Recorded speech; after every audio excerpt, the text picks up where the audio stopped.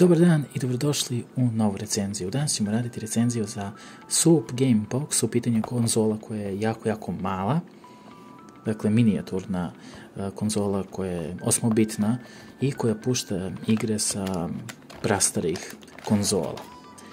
Kao i većina svojih prethodnika, i ovdje je reč o Famiclonu, to jest o klonu popularne konzole koja je nekada izašla i bila popularna, negde u 80. godinama, čini mi se, ali o tom potom. U pakovanju dobijamo i kabel, to je cinch kabel sa kojim možete povežete TV i naravno USB sa kojim ćete moći da punite svoju konzolicu. Ono što je jako interesantno u vezi ove konzole jeste da ima malo veći ekran od prethodnih modela, koristi bateriju koja je standardna za Nokiju BL5C.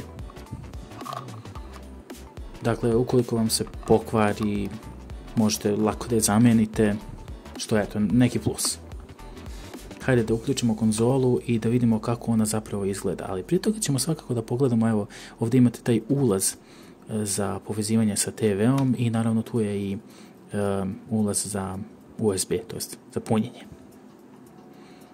Čim se konzola uključi, vidimo da je na kineskom i na engleskom jeziku. Dakle, imate taj neki meni gdje možete da odabirete na kom jeziku želite da čitate sam meni. Što se tiče igara, imate raznih, ukupno oko 400. Mi ćemo sada da prođemo kroz celu tu listu, mada morate imati u vidu da se neke igre ponavljaju, što je apsolutno i normalno. Ukoliko ste ikada imali neki Famiclon, onda ćete znati, kao na onim cartridgeima starim žutim, igre se često ponavljaju, ali ništa strašno, mislim. Negde oko 50 igara sigurno imate koje su originalne, tako da nema brige što se toga tiče. Inače, sam čip koji se nalazi u ovoj konzoli ima integrisanih tih navodno 400 igara.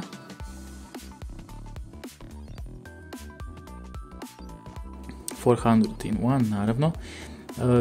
Jako su interesantne igre, ima nekih prastarih igara koje su davno izašle na Nintendo, na Segi, tako da nije loše, može se reći. Evo, recimo, imate Super Mario, onu standardnu verziju koju apsolutno svi znaju, dakle jedna od najstarijih igara.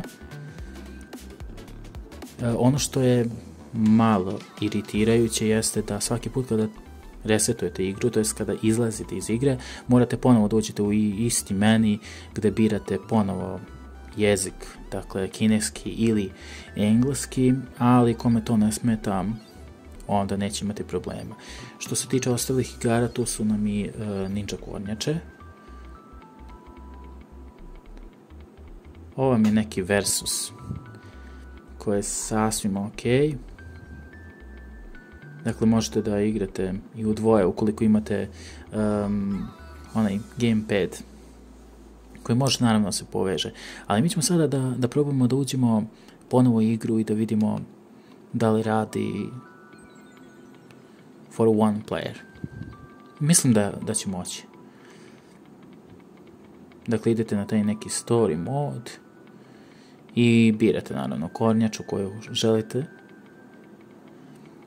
I evo, dakle, sve brzo radi. Grafika je manje više iz tog nekog doba 90-ih godina. Ne možete da očekujete nešto preterano kvalitetno, ali je igrivo je zaista. Evo, kao što možete vidjeti, reći o 8-bitnoj igri, ništa preterano posebno, ali može da bude zabavno, čisto da ubijete vreme. Što se tiče ostalih igara, evo imamo i Kontru, ko je nekada igrao Kontru zna kako izgleda. Ono što se meni lično najviše sviđa kod ove konzole jeste što konačno u Kontri možete da birate nivo.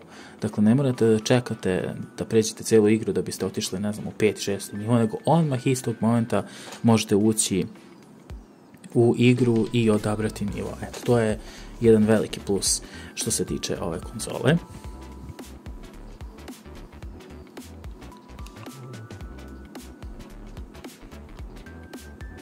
Dakle, ima tu raznih igara.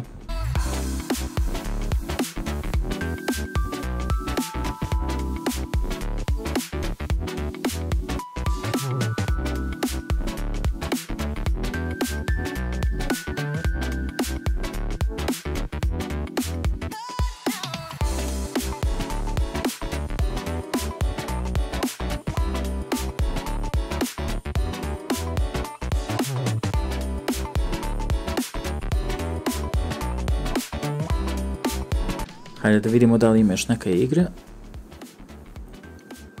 Onako da je zanimljiv.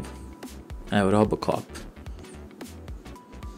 Grafika je osmobitna kao i sve ostalo.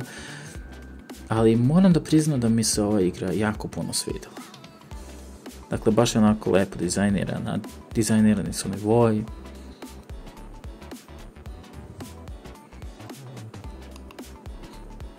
Hajde da vidimo šta imamo još od igara.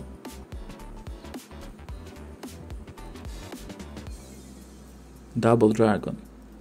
I to dvojka.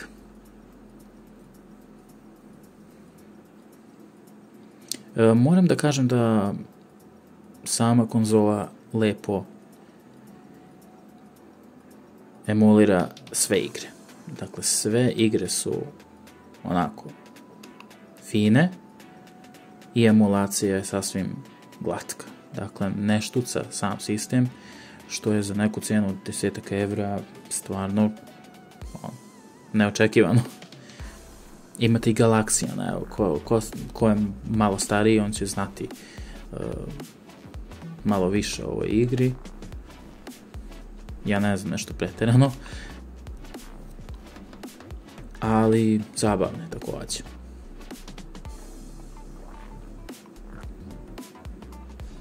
Sama lista jeste podugačka, nije nešto pretjerano raznolika, jer se, kao što sam malo čas rekao, igre često ponavljaju, ali tu negdje oko 50 originalnih igara sigurno imate.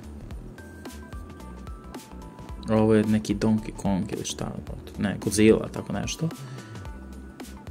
I mislim da je ovo također prastar, s obzirom na grafiku. Ovo je nešto vjerovatno iz 80-ih godina. I sada jednostavno kada pogledam ove igre i ono što mi sada imamo je ogromna razlika. Zamislite kako su ljudi igrali u 80-im godinama igre. Na šta je to ličilo. Ali opet možda je to bilo neko bolje vrijeme, šta znam. Hajde da vidimo šta imamo još.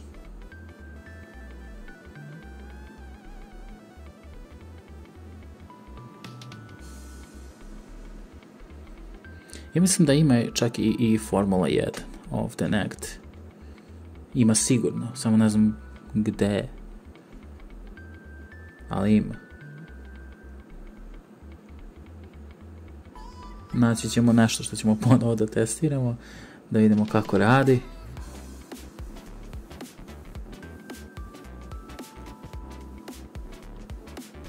Ovo vam je F1.